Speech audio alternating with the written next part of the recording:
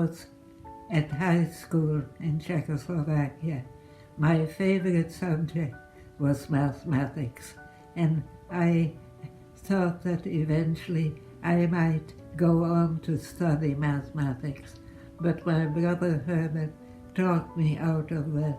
He said, all a female mathematician can look forward to is to become a high school teacher teaching mathematics. Of course, that was long before he met Cathleen Synge, who was to become his wife and a very distinguished, world-famous mathematician.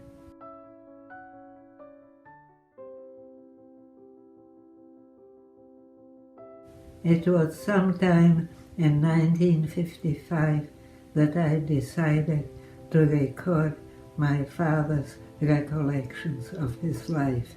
I think I was somewhat inspired by the book My Talks with Masaryk, which Čapek had written, and I decided to do a similar work with my father. Of course, there was no computer at that time. I recorded my conversations with father on my portable tape recorder, and I then had to transcribe them and to put them down on paper. So it was a lot of work, but it was well worthwhile. One of the chapters in the book was about my father's trip to the Far East, which he undertook when he was in his 20s in 1910. He visited 6 countries, including India, China, Burma, Ceylon, and some others.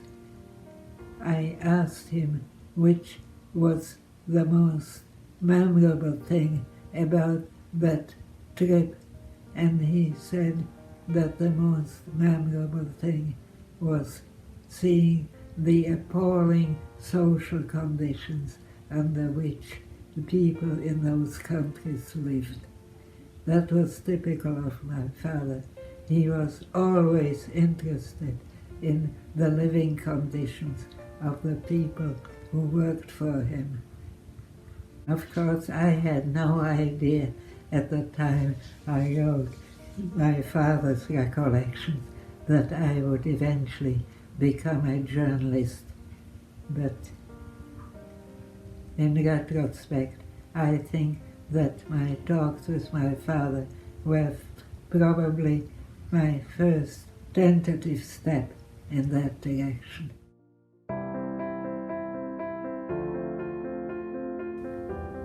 I became a writer more by accident than design. Admittedly, I had written a few articles for the Trinity Review, and as I say, I had recorded my father's recollections, but I had no idea of becoming a professional writer. When Tony, my youngest child, was about 4 years old and went to kindergarten, I decided that I needed to do something to stimulate my mind. So I went to Carleton and I asked Professor Eggleston, who was head of the journalism school at Carleton, if I could have an evening course in journalism. I thought maybe 1 or 2 evenings a week.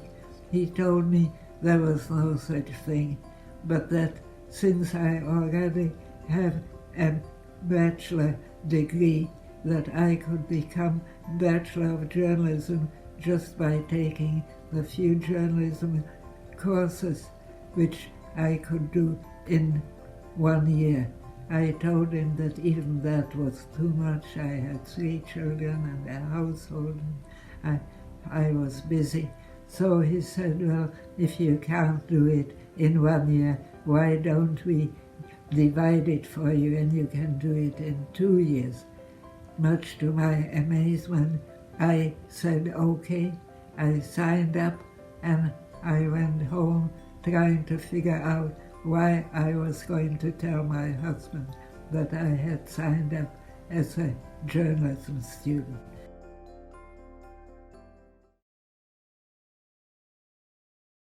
After I graduated in journalism in Ottawa, I was about to go to Europe for a holiday, and I went to see Peter Gzowski, who was editor of Maclean's at the time, and I asked him if there was anything I could do in Europe that would be of interest to Maclean's. And Peter Gzowski said, well, as a matter of fact, there was a man called Friedlich Wahlen, who was a Swiss actually, but had emigrated to Canada at one time and was working for the Canadian government. But when war broke out, the Swiss asked him to come back because he was an expert in agriculture, and Switzerland was having trouble feeding people because of the war and because being cut off from Germany. So they asked Wahlen if he could come back and if he could figure out a way in which the Swiss could overcome the shortage. So he did come back to Switzerland, and he developed something called the Wahlen Plan, which actually kept Switzerland supplied with food throughout the war. But at the time that I was going there, Wahlen was about to become elected president of Switzerland. Gzowski thought it would be interesting to get an interview with him. So I called Wahlen when I got to Europe, and he very kindly invited me to lunch, and he gave me a wonderful interview. My article about him was sort of my beginning in journalism. It was the first time that I felt I could write something that was fit for publication. I was alone with Tony in Ottawa, and I sat down and wrote an article which I called "I Am Tired of Being a New Canadian," and I just wrote about how I had been in Canada all these years, and as I said, I had given birth to 3 old Canadians, but people still called me a new Canadian. I sent that article to Chatelaine, which was a women's magazine, and much to my joy, it was published. The editor of Chatelaine was Doris Anderson, and a couple of years later she got in touch with me, and she said she had had a number of letters from newcomers who complained what a hard time they had trying to get jobs in Canada, and she said to me, now, you speak pretty good English, but you do have a bit of an accent. Why don't you pretend that you are a newcomer and apply for a job and see what happens? So I accepted. I dressed up in some dowdy clothes, the clothes of my mother's, which didn't fit me at all, and I started off in search of a job. Oh, I made up a story about being a teacher of French, which was fairly easy because I spoke good French at the time, and so I applied for a job. Everybody was extremely kind and willing to offer me a job, even though I didn't have any documents, but that was easy to explain because since I had fled my native country, I obviously didn't have any documents. So everything went perfectly well. And I went back to Doris Anderson and I told her what had happened. And she said, "Oh, too bad. I guess we haven't got an article." And I said, "I beg your pardon, I think we do have an article. I'll just say exactly what happened," which I did. And the article again was published and was very well received. In 1963, I persuaded the editor of Canadian Business that we should have an article about an iron ore deposit which had been highlighted in the newspapers. The person in charge of the deposit, or the person who found it, was Morawetz. So I got in touch with Watts and he agreed to fly me up to the deposit in northern Baffin Island. So to get there, I started off from Frobisher Bay. I got a twin otter aircraft which flew twice a week, I think, or something like that, to the Dew Line, Dew being the distant early warning system which Canada and the United States had at that time. So I flew to the Dew Line to a settlement where there was a nurse who manned a nursing station. She was in charge of all the physical welfare of the Inuit population within hundreds of miles. And up to that point, she had been visiting her patients by dog sleigh. But the year I was there, she had actually received her first skidoo. She was tremendously excited about that. Now, I stayed with them at the nursing station for a couple of days, which was an amazing experience. She had a local man hack a large piece of ice out of the sea, and he brought in the ice. She melted it down, and that was all the water she had for cooking and for washing and for looking after her patients. From the Dew Line, I flew with Morawetz to his camp at Murray River. The camp consisted of about a dozen tents, and my tent had a black roof so that I could sleep at night because it was daylight 24 hours of the day.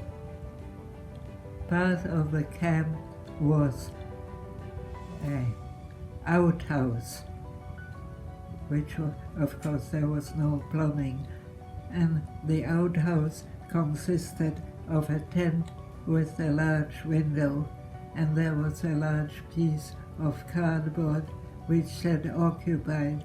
So whenever you wanted to use the outhouse, you put up the cardboard to cover the window, and that means that no one was to come in. The iron ore which Morawetz had discovered at Murray River was the richest iron ore anywhere in the world. The problem was how to get it to market. Morawetz's idea was that there should be a road or a railway to Milne Inlet on the coast. Watts was not able to raise enough money to build it, and so after a couple of years or so, Murray River had to be closed down. Eventually, it was sold and reopened as Baffinland Iron Ore Company. As of 2014, it started shipping iron ore to Europe for the first time. I flew from Morawetz to Frobisher Bay because the camp was closing down for the winter. On the plane were all the guys who had been working at Morawetz, and they were rather pleased to be getting back to civilization. They all got drunk on the way. Personally, I had all the information I needed, and my article was published later that same year in November 1963 in Canadian Business, and was subsequently picked up by the Canadian edition of Time magazine.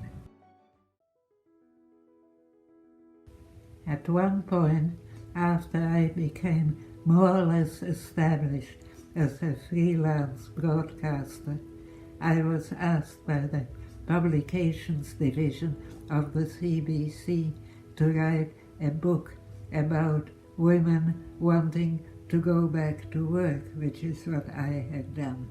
In preparation for the book, I interviewed a number of women, and one of them told me that they all had one kind of husband. Either they had a husband who said, yes, by all means, go ahead and go to work, or else they had a husband who said, no, I forbid it. Finally, they might have a husband who said, do as you like, if you continue to look after the children, and if you take them to the dentist, if my meals will be on time, if my shirts will be ironed. She looked at me sadly and she said, I think I've got an if. I interviewed one woman who told me she had applied for a job as a typist, and the interviewer who interviewed her over the telephone asked her, was she married? Yes. Did she have any children? Yes, 4. There was a moment's silence, and then the interviewer said, I presume you can type. Of all the articles I have written and had published, the one that got the most publicity was a column I wrote for the Globe and Mail. I just sat down and wrote it, and I sent it to the Globe and Mail under the title, I've Had It with Multiculturalism. My point was that coming to Canada was a privilege and that people should adapt to it, that they should try to learn the 2 official languages.